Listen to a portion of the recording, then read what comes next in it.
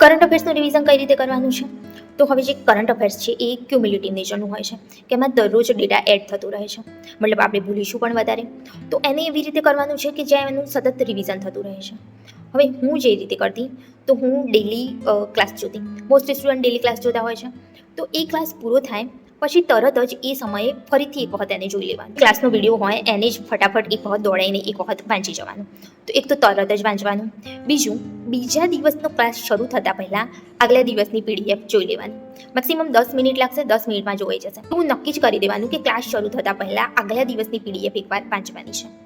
Okay, એના પછી મંડેથી લઈને સેટરડે સુધી જે કર્યું એનું એકવાર સન્ડે રિવિઝન કરી લેવાનું, વીકલી રિવિઝન.